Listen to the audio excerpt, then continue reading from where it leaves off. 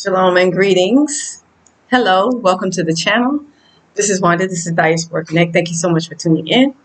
Uh, welcome back for those who have been with me from the beginning. My faithful subscribers, welcome back. To the new subscribers, I want to say welcome to the channel and welcome in the room.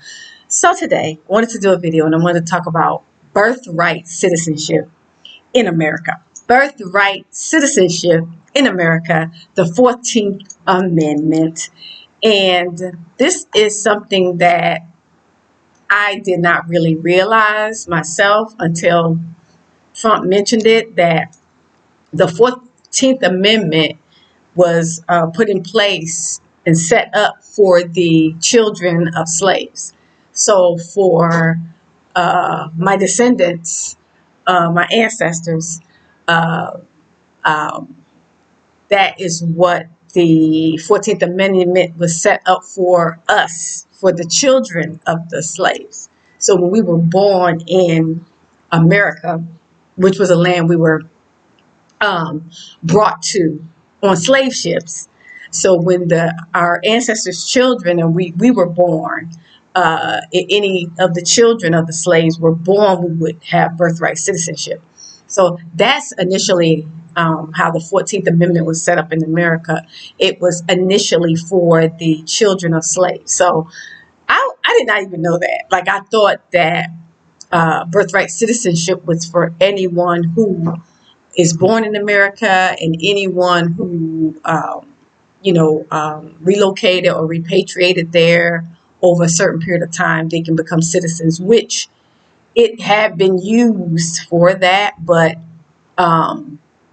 initially, based on what Trump was mentioning, which I never really read it, to be honest, but yeah, birthright citizenship was primarily only for the foundational Black Americans or the African descendants of slaves.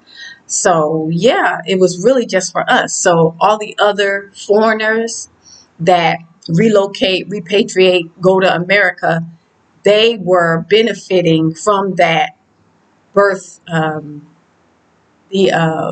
birthright citizenship because of us. Just like every other opportunity that most of the foreigners in America benefited from, started with us. So we kind of opened the door for other foreigners to be able to come to America, live there, be able to reside there, work, do business, etc. So, and a lot of the migrants and the foreigners that come to America, they never want to give us credit. They want to always speak against us as Black Americans, African Americans, African descendants of slaves. They want to speak against us to get to, because I don't know, they feel like they're better than us. They want to use us, and then they want to be joining in with the race soldiers. They want to be joining in with the white supremacists. I don't know, maybe they want to fit in with them. I have no idea, but they do that. Every time a foreigner would come to America, whether it's a Mexican, Hispanic, some of the Africans, they get with these white supremacists, and then they start thinking that they're better than us, when initially the 14th Amendment was set up, and many of the civil rights laws and rights for minorities and women and these different genders, it was set up on our backs, on the African descendants of slaves' backs, on the foundational Black Americans' backs. So people need to understand that you can't expect to come to a country and then walk over certain citizens and think you're going to be able to, sky's the limit there, and walk over certain groups that built the foundation of America, basically. So yeah, I wanted to talk about that birthright citizenship because it's something that I did not really, at my age, y'all, I did not really understand. The 14th Amendment was set up specifically for the children of the slaves. So for my answers, it's not for any other people. So apparently it's going back that way based on what Trump was saying. It's going to go back that way. Not that I'm, you know, bragging or anything. I'm just saying this is something that I was not aware of. So I'm learning that. I'm learning it myself. Because to be honest, I have not been interested in a lot of the laws and you know, certain ones that apply to us, yes, but the 14th Amendment, I did think that was for everyone, not just us, but apparently it's just was set up for the descendants of slaves. So, but yeah, I just wanted to kind of chat with you about that. It's something new that I'm learning a lot, to be honest, since Trump has been in office. In the short period of time, I'm learning so much about the laws in America, and you know, the way things are set up, the way it was initially supposed to be set up, and things had changed, and lawmakers changed it and added other people and all this different stuff. Even with the DEI, and me myself, I did think DEI was some affirmative action, which that's different. DEI is different from affirmative action, and I thought that was a part of it too. And I thought I actually thought it pertained to a lot of us as well, but find out that we're like the last ones to benefit from DEI. So we're not crying over that. And even if we were, number one, we it's been hard for us all our lives over in America. So we learn to adjust to whatever happens because things change. Nobody ever looks out for us. Nobody ever gives us anything. Everything that we have, we work hard for. Nobody's ever handed us anything. Everything the Black Americans, African Americans have in America, we worked hard for. If you see us, you know, with businesses and with, you know, nice houses, cars, living in nice areas, traveling, all that we worked hard for. Nobody gave us anything. If anything, they make it very difficult for us to be able to succeed. But against all odds, because of the greatness of our Creator who loves us so much, we still have been able to manage to succeed in America, even against all odds, and be able to be blessed financially in many other ways in America because of our Father. He's so grateful and he's so gracious to us, his children. So yeah, it's just wanted to talk about that because even though, and I keep saying this, even though I live in Tanzania and I've been here, I'm, you know, I'm a citizen. I am a citizen of America. I'm a citizen, whether I like it or not. I'm still a citizen, you know, so the things that happen over there, they matter to me. Yes, they and they affect me in a indirect way. So I still have to pay attention to what happens over there. The same thing when continental Africans leave Africa and they go to Western countries. Whatever is happening on the continent or whatever is happening in their specific country, it affects them. They still pay attention to it. They still want to be aware of what's going on, especially if they still have family members, loved ones that live there and they're from there. So same with me, because I have people that come here, especially people from America. I guess it's the FBA's Foundational Black Americans, the ones that don't think that they have any kind of relationship with Africa, which is beyond me. I know there was indigenous people in America before the Christopher Columbus and the Europeans got there. I do know that, but there is a great number of us that came over on slave ships. So, you know, we don't want to fight with each other. The foundation, the ones saying, you know, we was in America first, trying to argue with the ones who are descendants of slaves. So if you know that you are a foundational Black American and you are indigenous to America, then that is you. That's not all of us. My ancestors were stolen from Africa and they were brought to America to be slaves. I'm not a foundational Black American. I'm not indigenous to America. Yeah, I'm from Africa. So All of us are different. It's no need for people to come to my channel trying to tell me, and you're a foundational Black American, why y'all trying to tell people about Africa? Why y'all trying to encourage people to go to Africa? Because this is where we're from. This is where we were stolen from. And this is our home. So if it don't resonate with you and you're not African descendant of slaves and your ancestors were stolen from Africa and it don't resonate with you, then that's fine. Then you just go about your business. You just move along. You don't have to comment on our channels when we are trying to encourage our people to come back to Africa, because this is where we're from and this is our home. So yeah, this is where we originate. So the motherland. So it doesn't make sense to argue with people about that.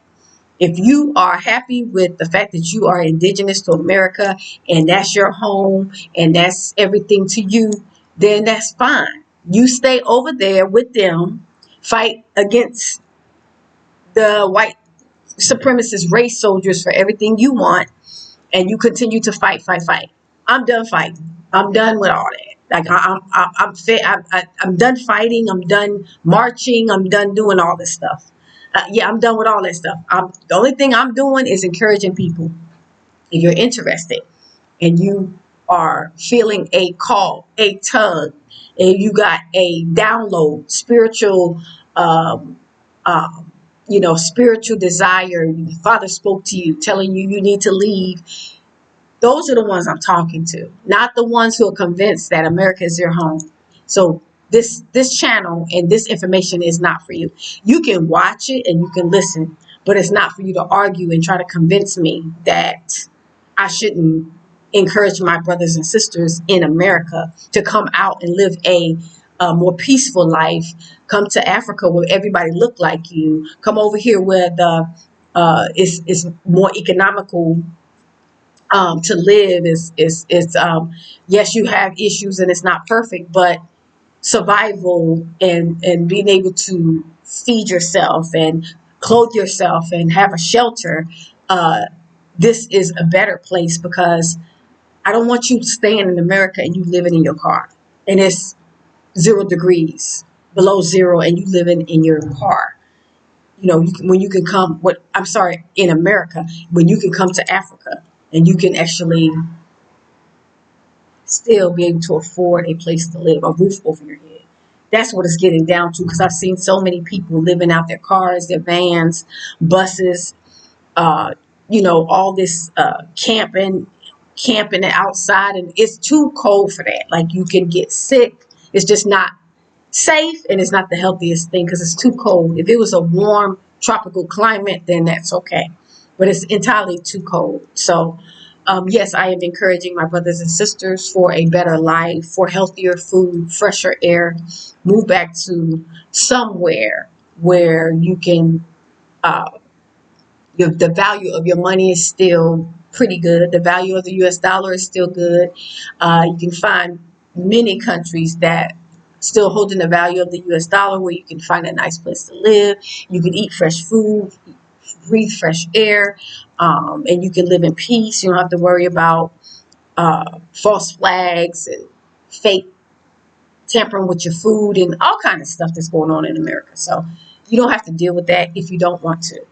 It is your choice. If you have a passport, if you're able to travel, then it is an option that you have, just like it was my option. I have an option. I had an option that I could stay, or I have an option that I could have left. I chose to leave because it was my option.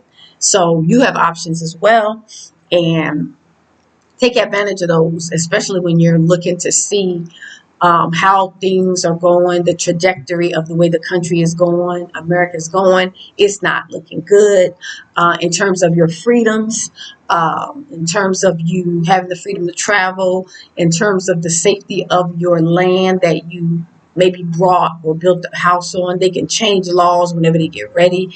They can say we're doing zoning and we'll pay you money to take your land, or they can do all kind of stuff, put you off your land. It's so much stuff, and that can be done in Africa too, but you get my point. It's just cheaper to be able to survive over here, especially if you have issues. You think you might be you lose your job and you don't have anything to fall back on, you can start planning, preparing, saving, and making plans to find a place that's cheaper to live. So yeah, I just wanted to do this video because this was on my heart about the 14th Amendment, birthright citizenship, which initially was created for the children of slaves, descendants of slaves. So yeah, so for the Black Americans, African Americans, so not really for other um, nations or other ethnicities. Um, well, not to say ethnicities, but other, immigrants or migrants, foreigners, So, very, very interesting. I'm learning a lot, listening to all this politics that's going on about with these laws, and they were set up for this and that because they change things as they go. New presidents come in, and everything is changing this amendment, adjusting this one. So you get lost in the original purpose for that law. Um, the original purpose for the law that was initially created, because of all the changes and ratifications and all these adjustments and amendments and all these changes. So, when you go back to the original purpose of why these laws were created, it kind of makes a difference. And it gives you a clear understanding of who you are, where you're from, and how you can move forward. I mean, they're basically saying that with the 14th Amendment, these are for the slaves. So that means that they did steal slaves, or they did have slaves that they had taken from another country, that the slaves didn't originate from America. That's why they had to create the 14th Amendment, birthright citizenship, for the children of slaves that were stolen from outside of America. And so they were initially foreigners, and they made, because they stole them. So they gave that opportunity for the children to be citizens of America. So this is going back to what I say. We don't originate from America. We were stolen and taken there to be slaves, to serve other nations, to build up the country. It was great because of the slaves, because of the back of the slaves. That's why America was great. And so we did all the hard work. And then we made it to where when all the laws and everything was set up for us, then it opened up the door for the other immigrants or other foreigners to come in and benefit off of the hard fight that we had to fight to die, being hung and burned and lynched, dogs, just going through a lot to get rights in America for others to benefit from. And then you come over as a foreigner, immigrant or migrant or whatever, and you disrespect us. So this is a big problem. So yeah, just wanted to do this video. Thank you so much for tuning in. I'll do another video in the next couple of days. So I wanted to say thank you for tuning in. Don't forget to do me a favor, like, share, and subscribe. Thumbs up. I do relocation and business consultations. If you're interested in relocating, moving from the West in any country, Western countries, and you're of African descent, that's primarily my target market, African descent diasporas, the 6th region, the historical ones, the ones who were dispersed during the transatlantic slave trade. If you're interested in moving back to Africa, specifically Tanzania, hit me up at Diaspora Connect 0 at gmail.com. Diaspora Connect 0 at gmail.com, and I can do a relocation, travel, or business consultation for you to help you get situated and just answer any questions that you may have. And yeah, so for a fee, of course, because it is a business, a company that I did create. Even though most of my clients I connect with online, I have a brick and mortar physical business I created in Tanzania. So thank you so much for tuning in. Thumbs up, like, share, and subscribe, and comment. I like to chat with you guys in the comment section. And if you have any questions, feel free to drop them in the comment section, general questions. So yeah, thank you so much. I will see you guys in the next video. So I'm gonna say shalom, salam, peace, family. See you guys in the next one. It's getting dark. I'm losing the sun. So talk to you guys in the next video.